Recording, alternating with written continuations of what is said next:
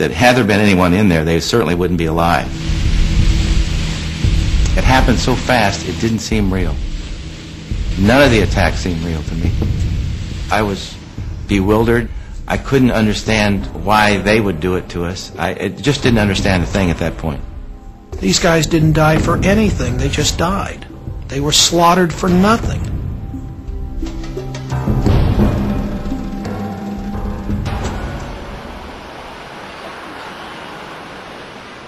The assault was over, but the cover-up was about to begin.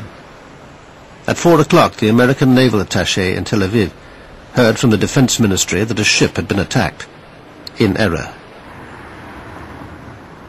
The American embassy immediately reported back to the State Department in Washington. I was the first one that got the word, and my immediate reaction was it could not have been an accident.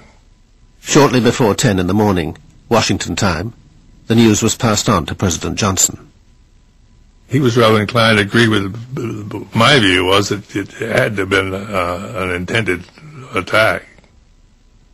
Johnson's belief that the attack was deliberate is preserved in the minutes of a White House meeting the following day. Also present was the CIA Director, Richard Helms. And I know that for the first 24 hours the President was furious that something like this had gone on. Whatever Johnson's inner circle thought privately, officially they accepted Israel's apologies and its explanation. Everybody seemed to be a little appalled at the Israelis, but this was not reflected in the public positions that the collective group had outside that room, and I think we were overprotective of the Israelis at that point. I think the feeling was that the pressure, political pressure, would be too much, and they were just going to let it go. That and thought maybe it would just go away.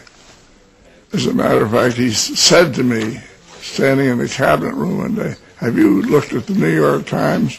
The attack on that American ship is on page 29, when it should have been on the front page."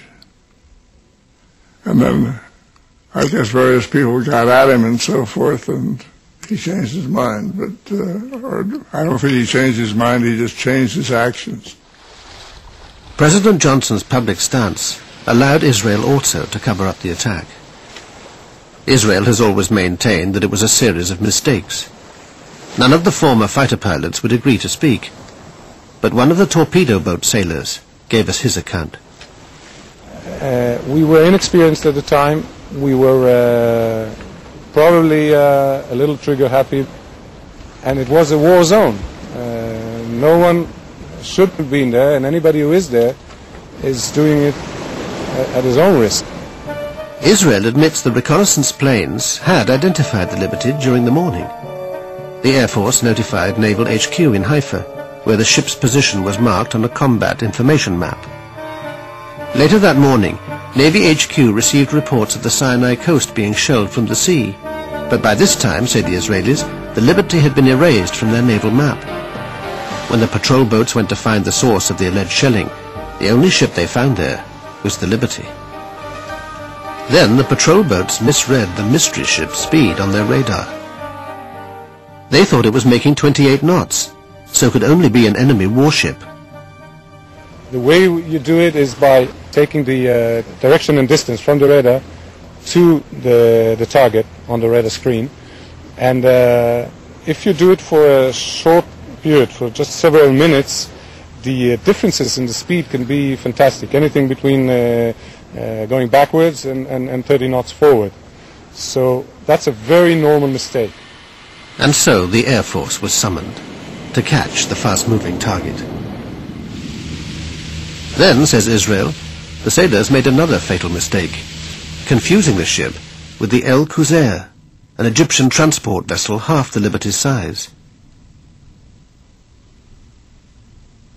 It looked very similar to the El Qusair. There were some differences, and again you have to remember that she had already been fired upon by the airplanes. This was when word of the attack first reached the head of the Navy, who happened to be Udi Arel's father. He'd been at Haifa Harbor, out of radio contact, and had just got back to Navy HQ. Of course I was furious. The minute she was torpedoed, and it was clear to me actually that she couldn't have made 28 knots. So I actually immediately ordered definite identification. And then he reported that the flag was going up, was being hoisted. And then his first identification was Soviet. I said, oh my God. Come closer. I came closer and he identified her as an American ship. Whatever the ship's identity, the Israelis vehemently denied that they'd ever fire at life rafts in the water. I don't believe it. I never saw such a thing.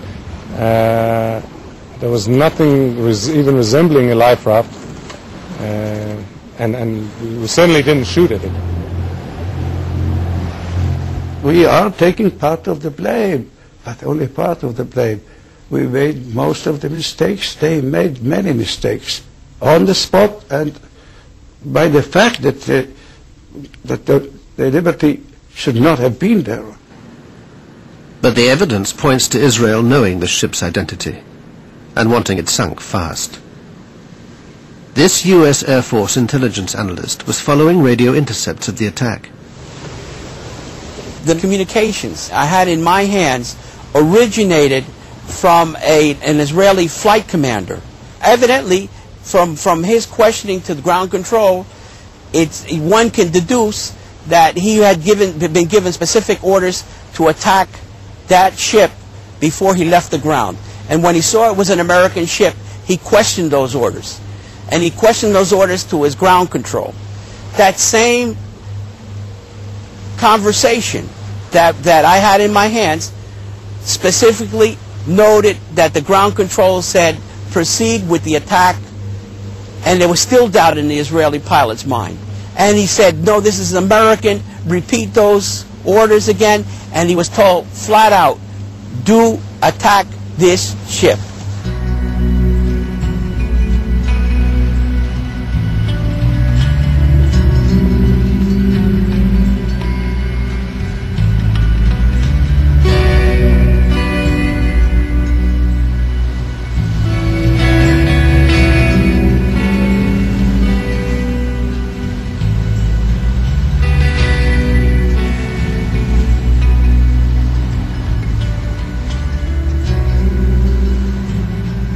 That night was a very long night.